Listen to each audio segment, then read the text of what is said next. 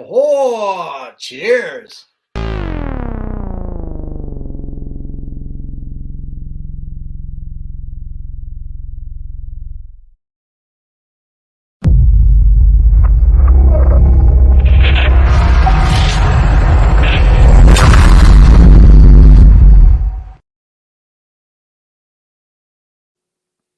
This is COFOH Live Undead. I am your host, Daniel Crosier, and I am joined by the amazing Chris Chishat.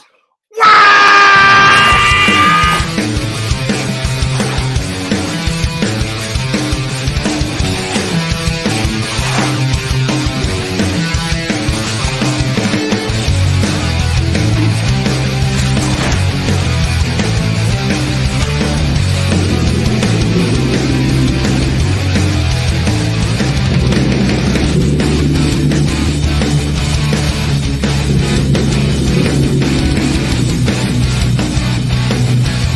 Do I have something on my face?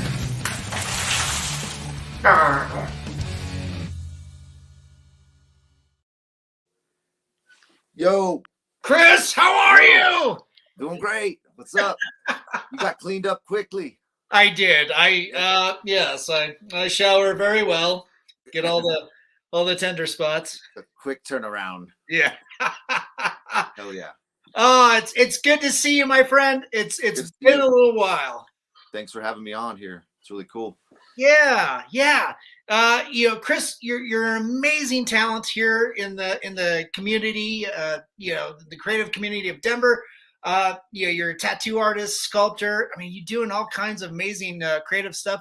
Can you tell people that aren't familiar with your work, who you are and how you got into the arts? Well, yeah, I'm Chris Jateau, Jatot, however you want to say it. Jateau is how I say it. Sorry. I'm from Colorado. I'm from Greeley, and I got into the arts pretty young age. Started drawing my whole life, Nice. And I picked up a job at Distortions Unlimited when I was a kid. Yes. I kind of hounded them until they gave me a shot. So they're really my first professional entry into the art world. So I didn't start as an artist there at all. I started out sweeping floors and in the mailroom, of course, literally trying to help them. I did some package labeling, literally in the mailroom. Wow. And I started there at a really young age. So thanks to Marsha and Ed for hiring me for sure. Shout out to Ed and Marsha. What's up? And love them. They it's really Marsha that hired me. I don't know if they had anything to do with it or not, but I got in there and got my foot in the door, and I eventually made it to a painter at the end of my run there. So that was pretty fun. I was trying to get into sculpting, but that took me a little longer to kind of get into that. But painting with the airbrush was kind of where I left that place, and then got into tattooing from there. So it was actually a manager from Distortions kind of sold me my first tattoo machine. No kidding.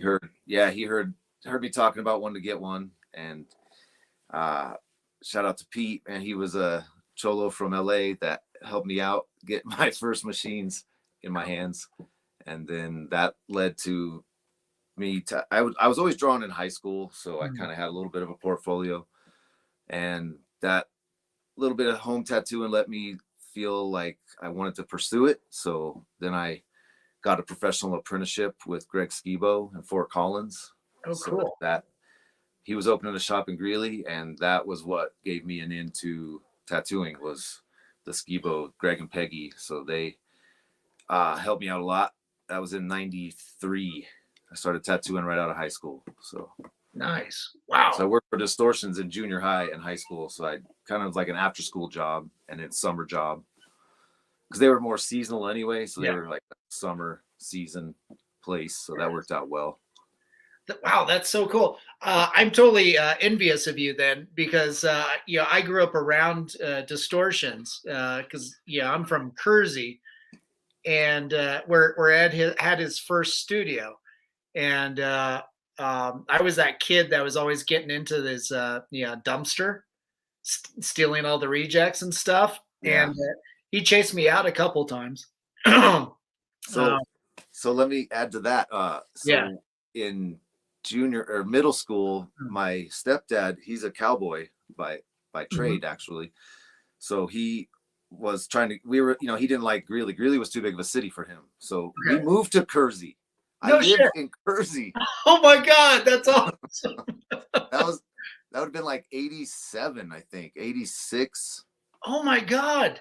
So I was 10 years old in around that time, yeah, living in Kersey. Wow. yeah, I think I was 10 or 11. Um, so yeah, I didn't, that's hilarious, dude. We were so close. Like, we've Yeah, always I been wish I so would have. close. Yeah, I Like, wish I would have known you back then. that's hilarious. So yeah, so one time, I was a kid that, like, everyone kind of has this story. I feel like the Fangoria story, where we all read Fangoria and Yes. saw Distortion's Yep. masks in Fangoria. Yep. So I mean, first, second grade, I'm drooling over these masks, and they were $80. So that, when you're in first grade, that might as well be, $2,000. I So know. you're I just know, like, right? one day I could maybe buy one of these.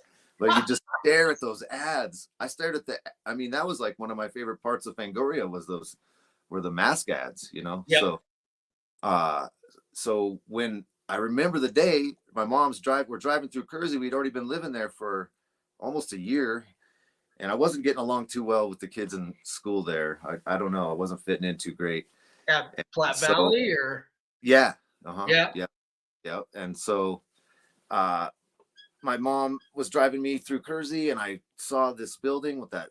I saw the logo. I saw the Mhm. sign, and I was like, "No way did I see that?" Because, in Fangoria, there's just through Starlog is how you contact them. So there's Yep. no like address. So I had no clue, and I said, "Mom, turn the car around." I started losing my mind, and so she turns the car around, and it's a Sunday. So she pulls up to this tiny little building, that little white garage, and I Yeah. get out and I look through the window, and I see, work being done in there. I could, see some projects, and I was like, I can't believe it. This is actually Distortions Unlimited in Oh. my backyard. Or, we were like 15 minutes outside of Kersey, actually, on a property with some stables. Yeah. But I could not believe my mind. My eyes. My mind was blown. I had no idea they were in Colorado, and then to be in Kersey. So Yeah. yeah, I dived in that dumpster that Sunday and found some good stuff. And to me, it was trash, but it was gold to me. I was like, Right. because latex cast things were Yep. just a little out of my reach. Like we were learning how it was done in Fangoria and stuff, but I really couldn't go buy. It wasn't like available yet at our, to our age in Colorado. There wasn't like a place to go buy a gallon of liquid latex, Yeah. Right. yet. So yeah, that was I was a dumpster diver as well. So yeah. Wow, that's so hilarious. What a small world. Ella Strange just loves that story. Small world, yeah. Small world. Wow. Distortions touches a lot of people. It's They really do. They really do. I think for this year at Colorado Festival of Horror, I think we're supposed to have Ed Marsha back too. cool. Yeah. Yeah. I mean, I didn't even know how legendary they were gonna be, like, or are, Mhm. when you talk to all the sculptors that are working in LA. It's all kind of, everyone's been touched by those ads. Yeah. Yeah, I remember those in school too, going through the Fangora magazines, seeing the ads in the back. But then, some of my friends were coming to school with the catalog. And at that point I'd already been through their dumpster, and I had no idea they, what was actually on the inside of the building, the Yeah. fact that they had catalogs and they had all this other stuff going on. Um, I didn't realize that until till they moved. They moved to Greeley and had that bigger operation going. And Yeah. yeah, every summer I kept filling out the job application. Every summer I never got a call back. Oh man. So you just got to go hound them, I guess. I don't know. 89 is when I started working at that second location. Yeah. Oh my God, that's cool. And that's when they were doing like the Michael Keaton Batman stuff, right? Correct. Correct. Yeah. that was the black and bloody summer of '89 is what the factory called it. We all got like hoodies, we got sweatshirts, and that was really like, I think probably their first like most successful year to that point. Right. Like they had, like, that movie was so big and those suits were flying off the shelf. We painted hundreds of those suits, hundreds. Wow. And Wow. and then that was when they got Pumpkinhead, and we had the Alien, the 6-foot Alien, and then the Predator, the full cast Predator. Yeah. Oh my Wh- God. One wild thing Ed did, I don't know if everyone knows the story, but they bought a dead alligator from Louisiana and shipped it to the factory. Oh man. It was already dead. I mean, it was purchased dead. Yeah. I don't know the story behind that, but yeah, like he cast a truly dead gator with plaster, Wow. and it started heating up and decomping like in the Oh. factory. Oh. Oh my God. So that's like the super accurate alligator prop you can get from them. I think they probably still have that. Yeah, I think they do. The last time I saw, I visited the shop. I think it was last winter. No. Yeah, it was in December. Yeah, they still had that mold. Yeah. Oh crap! So that's actually, I thought that was just a really good sculpt. Yeah. No, that's an actual monster. That's probably more cost effective. Maybe. That's I don't hilarious. I don't know the end of that story. I hope that's okay to tell that story. Yeah. Let's see. Yeah. Well, I've worked with sculptors that are like paleo sculptors, and so they're constantly having to take make molds of dead living animals. Uh, so yeah, they've got tons of stories like that. Where Yeah. they got to go into the zoo, and usually if it's a snake or something with scales, it's a lot easier. But when they've had to do stuff with hair, and it's Yeah. not pleasant. Yeah. Yeah. Demolding must be really fun. Oh. Yeah, they if they can, they'll just try and shave this dead animal, and it's not that's time consuming, plus it's dead. That's So dedication right there. yeah, it's not pleasant. That's Gary Stubb in Missouri. He's got an exhibition right now at the Arvada Center. Oh, Um, okay. but he does a number of things for National Geographic's Smithsonian. I got to work on Sultrosuchus. I'm mispronouncing that, but that's the giant dinosaur killer crocodile. So it's a sculpture exhibit over there. Yeah. So it's Ooh. it's a lot of mostly like maquettes and stuff because their top floor isn't very big, but the piece I got to work on was a life size replica of this giant alligator, is 40 feet long, Oh, and wow. the skull would open up to from bottom of the jaw to the top 10 feet. Life-size replica. Oh my, that's insane. Yeah, it was nuts. You could just walk in there, and there's enough room for you to sit in the Wow. body of this thing. Wow. Great. It's nuts. Oh man, God, that's so cool. So, man, okay, it feels like I could talk to you for hours on all this distortion stuff.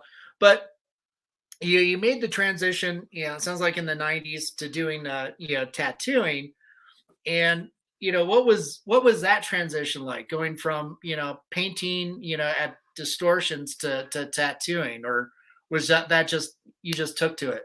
No, well, it was like my lifelong goal and like dream was this special effects thing. Like I Mhm. was a horror kid in the Yeah, '80s, trying to take down every movie at the video store. So yeah, uh, that was always really kind of the top of my list. Like I'm going to Hollywood. And then I think just working around it a bit, and then the opportunity. I mean, it's pretty messy and dirty. And I think yeah, maybe that was one of the things. Like that tattooing came along on accident because I wanted to be tattooed really bad. So I had no intention of being a tattoo artist growing up. I always knew I was going to be tattooed because all my idols were tattooed, and I just thought that was a great idea. And I pictured I would draw my own design. I figured one day, Yeah. and then when I got around some friends that were actually getting tattooed, we were getting older, and it was actually starting to become a possibility. I had another hoodlum friend that was doing tattoos on himself, homemade, and that kind of gave me the aha moment, like, oh wow, maybe I can just get this done pre 18 years old, like if I Yeah. do it myself, because my mom wasn't on board with helping me get a signed. She wasn't going to sign for me to get tattooed, and that shop didn't even do it anyway. The shop that I wanted to go to, so I kind of was hanging out with the wrong crowd, and he was going to help me get this tattoo on myself. And that's when I mentioned it to my manager at Distortions. So it was kind of like an accident to get tattooed myself. So I started doing tattoos, and then people started hounding me because other underage friends wanted tattoos because they knew I could draw pretty, I guess I was considered one of the above average, illustrators in high school. so people had more confidence in me, Yeah. So, and Greeley's we're kind of bored, so Sure. Oh yeah. it wasn't too hard to. People were hounding me to do tattoos. I didn't really enjoy doing homemade tattoos. It was really hard, and I didn't know what I was doing at all. There was very little guidance, and it was super stressful. So people were always like, come on, tattoo me. And I'm like, nah, later, someday, Yeah. So when I got to this point, I kind of left some opportunities for scholarships on the table in high school, just decisions I made. So that led me to kind of thinking I'm going to pursue this tattoo thing a little bit more, because it was really glamorous to me at the time. Like I thought it would be. I was naive enough to think tattooing was somehow, if I could get that under my belt, then the world of art would open up to me, because what can be harder than tattooing? So I thought I was kind of naive in thinking that would be some kind of stepping stone, because it really was the opposite. Like, tattooing is such its own world. Right. So once I decided to pursue the apprenticeship, and there was only one shop I wanted to work for, because in the area, Greeley, Fort Collins, Loveland, we were out and about, and whenever I would see someone with a tattoo that looked good, I would ask them where it was from, and it was always the same shop. So when I kind of made the decision to seek out an apprenticeship, because the scholarship was gone, I was kind of like at that turning point in life where it's like, oh, you better start thinking what you're gonna do, Right. And I was just a tiny bit burned out on the chemicals of the effects world, if you will, and just I did blood and I did paint, so I was always covered and stinking, and I'd go to school with my hands pink from blood. Oh yeah. Like, it smelled really weird. Yep. Couldn't wash it off. It was like food coloring, so I'd have like pink hands, and then they smelled really gross, so I'd just be real self-conscious. I was like this weird monster kid at school, like, don't smell me. I work at the factory. My hands are pink. Yeah. So, and we wore scrubs, and they were just constantly. So, I mean, it was only it was part-time and summers, but it was still like 4 years. And so tattooing sounded like, wow, like I can meet girls and I can work in a studio where I'm just wearing my street clothes, and there was some danger to it. I was intrigued by, and so I just wanted to be tattooed so bad. That's when the graffiti scene was starting to develop. I was also doing that. I'm also an aerosol artist, so cool. I was doing murals and throw ups in Greeley. We made a couple ripples there. That was kind of a funny story. We were some of the first kids to paint with colored paint in Greeley, because most of the graffiti there before us was like cholo gangs. So they were just black spray paint was most of the vandalism you would see. Okay. And so in high school, I started doing more like, more of a hip hop style of mural in Greeley, and most of them were illegal, so but I got in trouble for that. So, um, so graffiti was coming into the tattoo world, and that Yeah. was just the most beautiful thing to me to see graffiti on skin. I was just drooling for it. It was Yeah. something I had to be a part of. So, that's what kind of really made tattooing look so glamorous too, is like the comic book world, the graffiti world was all entering into it. And then it was entering into this crazy biker world. So it was like, oh wow, like this is an interesting mix, you know? Yeah. So I loved it. So once I had no idea that I was falling into the well of tattooing, even as I started my apprenticeship, I thought, well, this will get me started, you know, Yeah. into something, you know, and Nice. then it wasn't much more than maybe 6 months. And I was like, oh my God, tattooing is like so much bigger than anything else I've ever been into. So it Yeah. was more like the infiniteness of it, as well as the ancientness of it, you know, the modern and ancient at the same time. Right. Just like so fun to be a part of. And it's such an aggressive industry as well. It's like the art evolution of tattooing has just been like almost like unreal. It's right in front of your eyes, you know, so to speak. Like, and I'm happy to be a part of that, you know, like bringing in a more custom illustrative tattoo. And now I have like feelings about that now that I'm old school. Technically, I'm already old school now. Right. So I'm 47. I'll be 48 in July. But Oh yeah, you're still a youngin. I know, right? But somehow I'm like old school in tattooing. Yeah. Super It weird.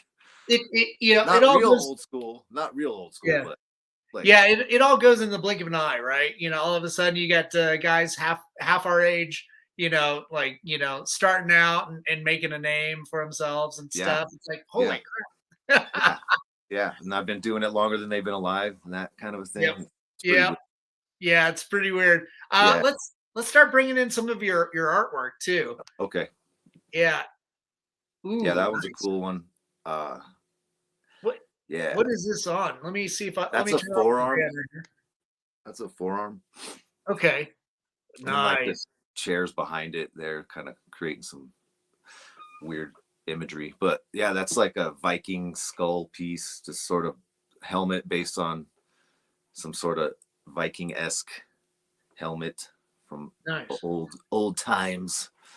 So that one's Nice. kind of got an opaque gray. It's like black and gray, but the gray in there in that skull is actually like the color gray rather than a diluted gray. With tattooing, Uh-huh. black and there's black and gray where it's actually a diluted black, and that Oh, okay. makes gray just sort of just like watercolor. But in this case, Oh, I'm actually using an opaque gray in the skull, so it creates like oh another wow. tone of gray there, Nice. and That's then cool. some whites. The whites are kind of red in that picture. I The love the you know the hair how it flows too. Yeah, I try to really focus on flowing stuff. Mhm. Nice. And that That's one's like healed and fresh at this. There's like some parts that are fresh on a little touch up on that picture. So oh cool. Th- uh, this one, this next one's really striking. Holy yeah, crap, that's amazing. yeah, Look at those blues. that was Jeff. He was the guy down at the little contest we had at COFOH last summer. Oh, nice. So Mr. Jones, Jeff Jones, yeah, he's that one just I based it on a model skull that I have at the shop that I use for reference. So it's actually like a human skull um anatomy reference piece, you know, a plastic Mhm. skull, but it looks super real. One of those, it's actually called Real Skull from that company. And so it's a cast of an old man's skull. And so I pose that and I point lights at it, take a picture of it, and then I just freehanded the Cool. graveyard in there. Oh Just my god. created that from It's gorgeous. It's I think absolutely gorgeous. I that's just just real rib. yeah, I just realized that we're looking at the side of of Jeff. Yeah. I finally saw the nipple. So Yeah. So the top of that is skull is like his armpit, up in his armpit almost. Yeah. oh my god, that's absolutely gorgeous. The blues on that just pop, you know, and the it's a lovely cast shadow. Yeah. It's Thank you. so Thank cool. you. I So like that a lot. Yeah. let's see here. What do we got next? Oh, Wow, that's cool. cool. Yeah, that one's on Michaela. So that's a thigh piece. It's like pretty big there. It's like Nice. probably 16 inches or so, 15, 16 inches long. So that one is just based on a painting of mine. Actually, Oh, cool. she liked the painting a lot, so I recreated the painting on her legs. That's just like a monster from my imagination. Oh It was my like God. an oil painting I did. So just trying to recreate the oil painting in skin, basically. How long did something like this, would this take? That one is, I think it was 4 sittings total. So they were pretty comfortable sittings, like between 3 and 4 hours. So 3 times, so 12 to 16 hours, something like that. Oh my With God. that kind of detail, because there's a lot of detail in the cheeks and when you Yeah. zoom in. So, That's fantastic. The here is this like a one of the paintings that you're working on yeah, currently? that's a little oil, little just another. That's just like painting out of my imagination. So starting with, there's no sketch or anything. I'm just kind of going. And Okay. that one was like a weird accident. It started looking like a dog nose or an animal nose. So Oh, okay. so I kind of started a little series of paintings based on that weird accident. So like, where I did another one where it's like a monster, but the nose is a dog's nose, but it's like Yeah, a weird bug. Yeah, I can't explain it very good, but yeah. that's cool. To me, it kind of looks like a riff off of the Gill Man. Yeah, yeah. That was just sort of my weird little. I like doing these weird layery French fry looking things. I don't know. Thank goodness for French fries. Yeah. Nice. Here, should I scoot over? What's Hello. this next one here? Oh, Um. is this Lydia from Yes. Beetlejuice? Yes. That's when she's looking under the doorway and they're Yeah. trying to learn how to scare people. Nice. That green light's emitting from under the doorway. So she's wearing a big black hat in that one. We kind of need to. I'd like to add more to that one and get that hat like more black around her head there to kind of Is it show off that hat. so this one's a little bit more in process? No, it's technically finished. I just would personally like to add a little more of the hat, you know. Oh, okay. But Just yeah, that gotta was get what that. we did that one in one sitting, so that was a Cool. good chunk there. That was about a 6 hour piece. Oh, nice. So, Yeah. Any chance of getting this person to come back so you can do the hat? yeah, I work with her. She works with me. She's one of my artists at my shop. So Oh, yeah. cool. Oh, cool. Nice. That's cool. Nikki, yeah. She Nicole. she Nice. does great work. She does that kind of. She likes to do portraits too. So it was fun to do a portrait on her. Nice. That's cool. I think they're supposedly casting Jenna Ortega for Beetlejuice 2, finally. I guess they're I, actually doing it. I just heard that today too. That's great. I hope Yeah. so. Yeah. Uh, So it's Lydia's daughter or something. cool, perfect. Oh, this one's pretty. How hard is it to do armpits? I mean, good God. Yeah, it's different. If the person's sitting well, it's a lot better. Yeah.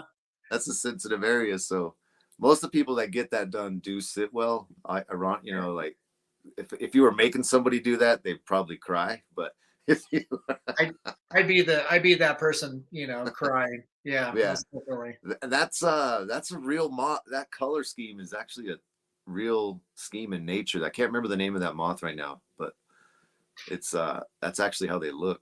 Rough, the colors. And that Yeah, one's done. We added like tentacles. I tried to get weird with it, so it's got tentacles for legs there. So man, that's cool. Yeah, I saw the octopus tentacles. I was like, oh, that's sweet. yeah, And a then little subtle weirdness. yeah, moths are are absolutely beautiful creatures. I mean, we got our usual moths floating Oh, around here froze up. during You the froze up. summers that are usually gray and brown and stuff. But every now and then you come across ones that are just gorgeous. Uh-oh, did we lose you? Did you freeze? Shoot. There. Hey, yo. There you are. We got you back. Cool. All right. So let's move on. Oh, this is cool. What? Tell us a little bit about this What the character. hell is that one? So that one is the customer was requesting like a demon type character. So Oh, okay, he cool. was giving me, I got to do my thing. I could make it up myself. Nice. So it's just some sort of like character, some sort of prince demon sort of thing. So it's wearing a crown. Oh, okay, right on. That And kind yeah, of just some. reminds me of the creature from Krull. Oh yes, for sure. Kroll was definitely affected me. I'm sure. Yeah. Yeah, it's definitely Kroll like. And then Yeah. then that Dio album, I see that too. That with the Oh, demon yeah. with the Yeah. horns there. The one with Holy Diver on it. Yeah. So I don't know what that finger's saying. No, no, no. I don't Yeah. know. Tisk, Not sure. tisk, The other tisk. side of that piece. Oh yeah, there we go. Anyway, that was a cool one. That was just last summer up in Cheyenne. We do a little thing called the Tattoo Rodeo in Cheyenne, and Oh, cool. well, it's Forever West, a small boutique tattoo convention my Cool. friend Trinidad puts on, and that's a hoot. If anybody's looking for something to do up in Cheyenne, it's in July. So that was like a walk up customer. Um, uh, I get to do walk ups once in a while. I'm pretty much appointments at the Right. shop, but when we do these events, it gives me a chance to meet some new people. And this young man was in the Air Force, so it was fun. He's a Halloween lover, so he goes off on his house every Halloween. He has a Oh, cool. He does his super. own hunt. Yeah, he puts a lot of money into his front yard for Halloween, so he was pretty. That was his first tattoo, so Oh, cool. it's kind of he wouldn't know he was representing the Halloween world by the way he looked. He looked pretty normal, so to speak. Yeah. So he needed that to look a little creepier for sure. That's cool. So basically kind of like a Sam Hain. Yeah, there's Skeletor. Yeah. That's an oil painting that I did Nice. for a buddy that collects Skeletor. So Nice. yeah, I don't know not much to say about that one. Just fun for the hell of it, kind of. Yeah, you can't go wrong with Skeletor. Yeah. No, you can't. He-Man! You damn tit! Yes. And here's a couple I'm working on lately. So Oh, sweet. Oh, that's gorgeous. Look at that. Wow. Oil's been what I'm trying to focus on for the past 3 years or so. Nice. Trying to get a collection going for a show, for a gallery. Yeah. Do you have a show scheduled or? No, if anyone that knows gallery people wants to talk, holler at me, but not Nice. yet. I haven't. I'm working. I do Zoom night. I do Zoom with a friend. Cool. We call it paint night on Thursdays. So he and I have been kind of building up a collection. We're maybe hoping to do a little group show together. Oh, cool. He's in San Diego, so hopefully we can kind of do one here and one there. Oh, that'd be pretty sweet. In the next year or two. I don't know. It's harder than I thought to amass this collection of paintings and I don't know if I'm thinking I need more than I actually do, and I'm at that point where, you really got to start not being married to these things, because Right. some of them are so cool. I'm like, I don't know. I guess I'll sell it. Yeah. You don't want to let go of your children. Sometimes you got to drown those kids. Yeah. So I need to learn to just kind of, just kind of keep my technique moving and not, I don't know. But then I'm wondering, like, I'm at that crossroad where it's like, well, is it that soul that you're putting into it? What makes the painting? What do people see in it? I got to get it out there so I can get some like feedback, Right. Yeah. The one over your shoulder there kind of looks like a yokai or an oni. Yeah, like a Hanya, which is like Okay.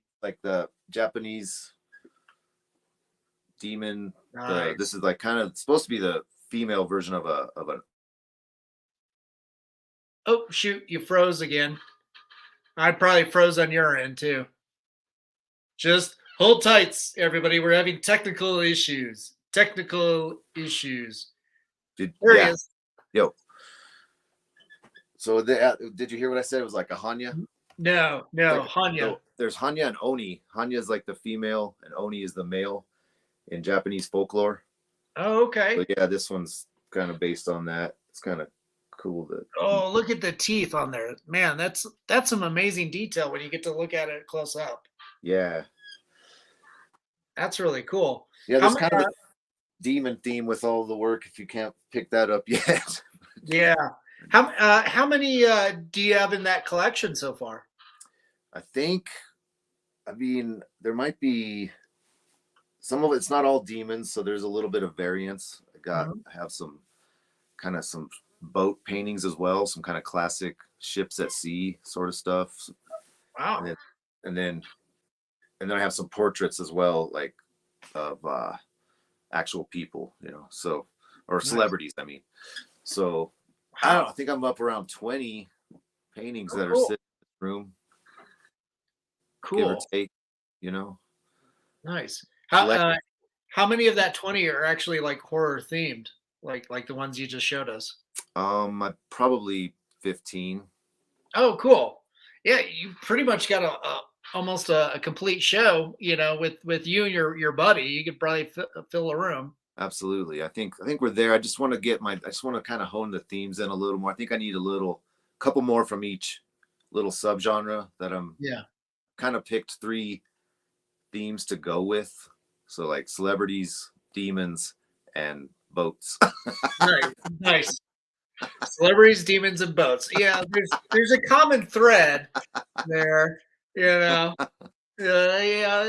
Celebrities, they have their demons, and sometimes boats send you to your demons. Yeah, maybe it'll depends on what I get done in the next few months. Like I need to do some larger pieces, I think. So cool, man. Those look really good. And we'll be talking to you pretty soon about last year. You and Jim Norris at Mutiny. You guys did a hell of a job putting on, the Inked in Blood tattoo competition for us at COFOH, and we're going to start talking about this upcoming year. Yeah, that was fun. Have you ever done anything like that before? A little bit, yeah. We hosted Phantom 8. My shop hosted the Denver Tattoo Convention in 2008 and 09. So nice. We did have some experience putting on tattoo convention, the contest at the convention as well. So it's a lot of work, sort of like just tallying is the work. Like my wife saved the day last year. So she figured out the tallying system. So we could, cool. Yeah. So we could I'm pretty good about getting everything set up, and then someone has to help me tally, like that's for sure. Yeah. Well, yeah. Glad she was there to help out. Appreciate it. I think we'll get more people in it this year. I'm pretty sure, we get the word out a little more. Yeah. Show pictures and get those. I'll make some more trophies and get those even prettier. Cool. Oh, yeah. That's cool. The sculpture that you had for last year was absolutely amazing. Thanks, man. Thank you very much. Yeah, that was fun. That's kind of like our little mascot, this kind of skeletal zombie character with a top hat, sort of like London After Midnight meets Phantom of the Opera, sort of look. Sweet. Yeah. That's pretty cool. It looks like we got more fans chiming in. So Strange wants to get his character tattooed by you on his arm. Do we know LS Strange? Do we know who that he's a friend of ours.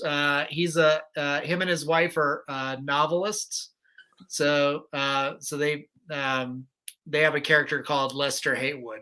Okay, I was gonna say I don't want to be a poser, but I don't know who the hell Lester Haywood is. Who's Lester Haywood? Well, it's their character. Yeah, it walks around in a plague mask and stuff. Cool. So, and a duster. Let's do it.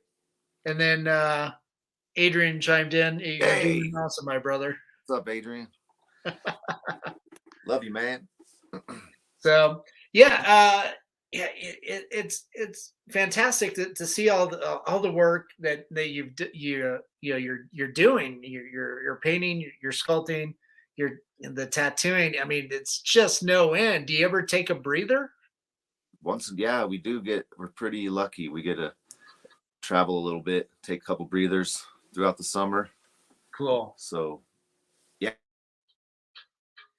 That's awesome. Looks like we froze up again. So a little technical issues going on here. So hang with us for just a second. Now Chris will be right back. Yep, here he oh, comes. I hope that's not my fault. I think We got Chris back. back. Yeah, usually it's on my end, but so far I'm doing okay. So Oh, it's my fault.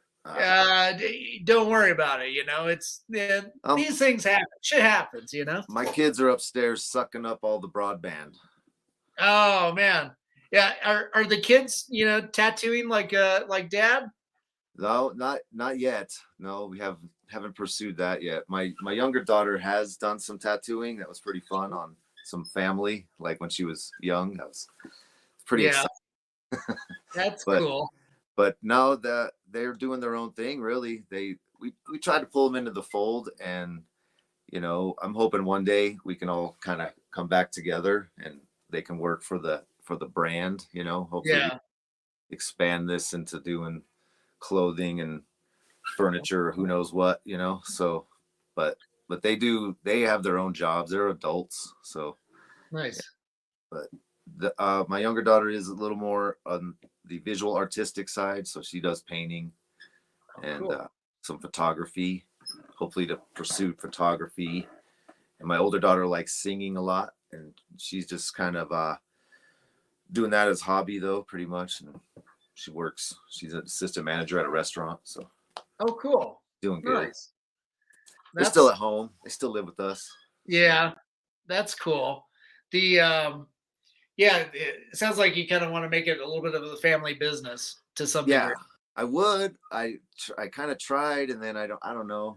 They just weren't ready yet to take us seriously, like working for mom and dad. It was Right. like kind of thought they could take, or the younger one tried it. She was asking for days off as soon as we hired her. So I think mom fired her because Krisha's my partner at the shop. She's Mhm. the co-owner. So I think Krisha fired her after like a week or two. So it Oh didn't. wow. So she likes to tell people that mom Yeah. fired, Fired my own kid. Yeah. mom fired me after 2 weeks. Yeah. Well, yeah, yeah, any new employees too that kind of scuff off or anything, you Right. can just like it's like, hey, we have no problem firing our own kids, so we'll definitely get Yeah. rid of you. That's right. That's right.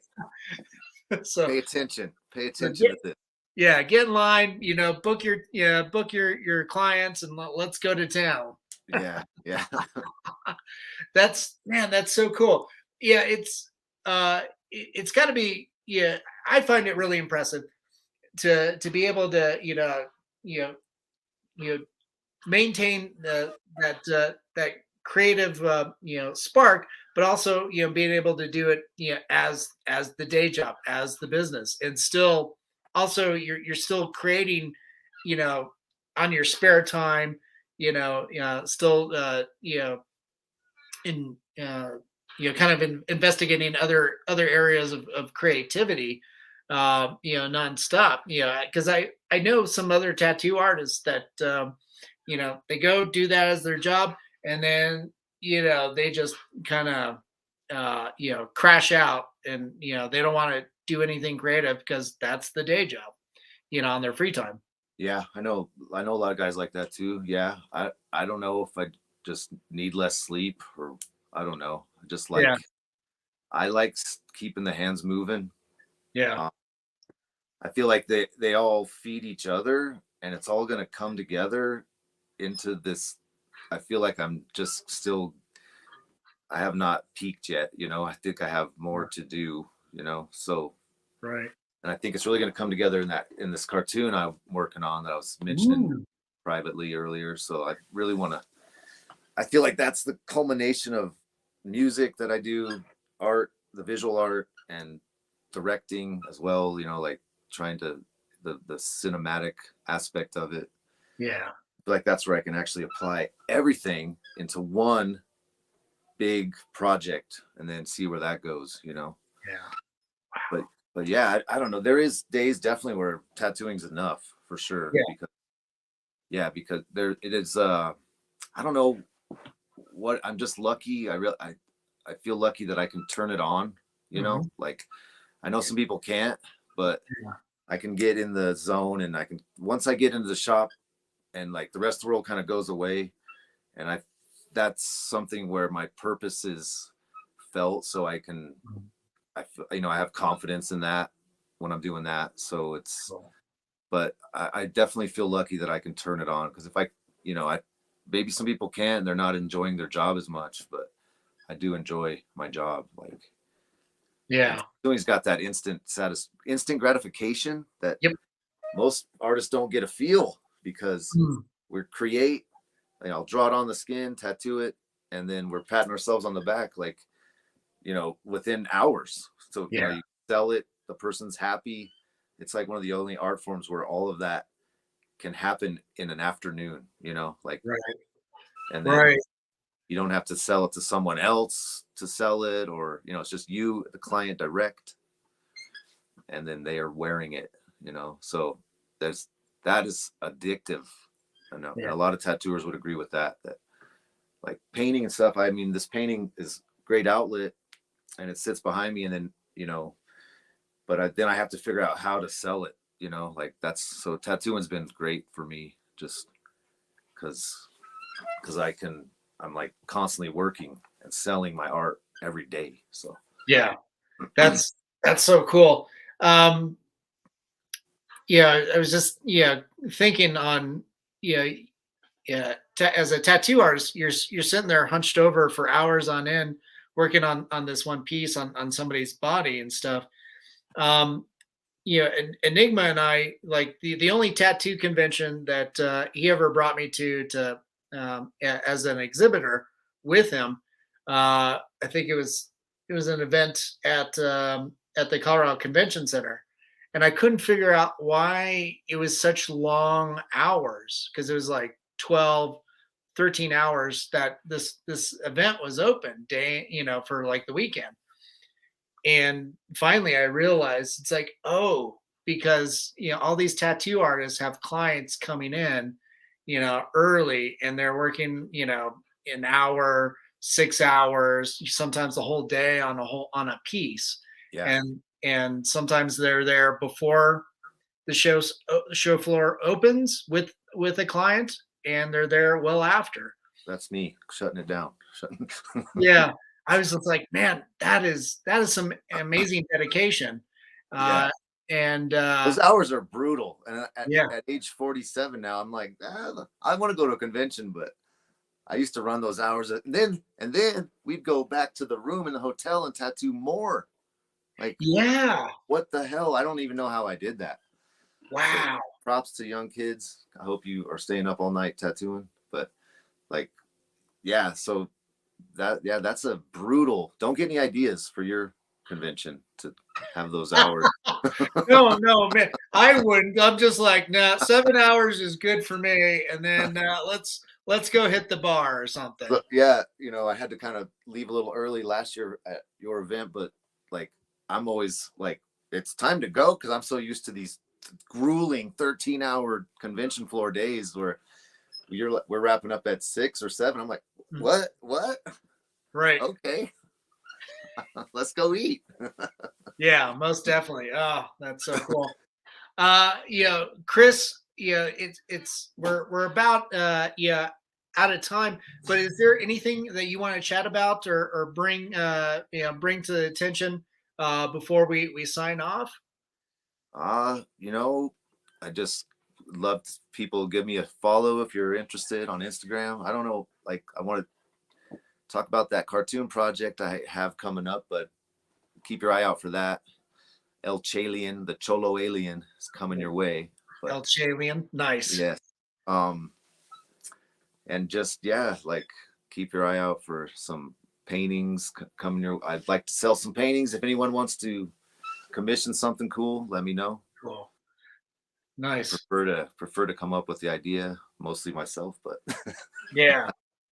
Damn right. Yeah, we got things coming down the pipeline this summer. We're doing the tattoo convention at the convention center, Villain Arts, and so you can look for us there.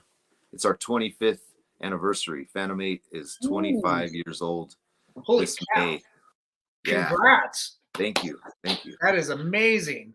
So we're trying to just celebrate at all the events we do. Your event this year, we will be wearing our best at COFOH. So party with us there. Sweet. We're doing that thing in Cheyenne, like I mentioned, in July. These are all on our Facebook. We're gonna try to do a better job at letting everybody know what we're up to on Facebook and Instagram. Nice. That's cool. Basically, Phantom 8. Yeah. Oh shit. Yeah. Chris froze up again. All right. He'll be back in just a minute, guys. So hang tight. Watch me juggle. And those that are just listening to us, you can't see me juggle. Okay. Oh, there you go. Chris is back. Yay. Hey. It's now the future, Chris. What did I miss? Oh, now microwaves are AI. Oh crap. Damn it. Ouch. But real quick, before we lose you again, Chris, I want to thank you for being so generous with your time and coming on and sharing with us all the cool things that you're doing, and as an artist, enriching the world around you. Too. Talking about myself, no problem, man. Hey, that's the way to do it. But everybody that's tuned in, make sure to go to phantom8.com and reach out to Chris here and make an appointment and get your ass tattooed. Not literally your ass, but some part of you, or a part of your ass. Or part of your ass. Whatever. Maybe it reaches down there, who knows. Thanks a lot, Daniel. I appreciate it, man. It's been fun. Yeah, it's been good catching up to you and realizing that we were practically neighbors for a year. Yeah. Holy crap. Wow. always just this far apart. Yeah, that's awesome. Chris, stick around for a few minutes while we sign off. But again, thanks for coming on and chatting with me. My pleasure. Oh, cool. And to everybody that tuned in, thanks so much. Make sure to go to phantom8.com and sign up and get tattooed by Chris. Damn it. Damn it. Just want to say thanks to all our sponsors too, to Mutiny Information Cafe. Thanks for putting up with our shit. And of course, if you're going to start a revolution, make sure you're caffeinated. Hellfire Entertainment. Thanks for rebroadcasting us on your social media. And of course, Groovy TV, and to Alien Donut Films and Angela Joseph Productions. Thanks for supporting us. And of course, my producers, Lily Fisher, Amanda Armstrong, and Stephen Santa Cruz. And to everybody out there, be good, be kind, help each other out during tough times, and stay spooky, everybody.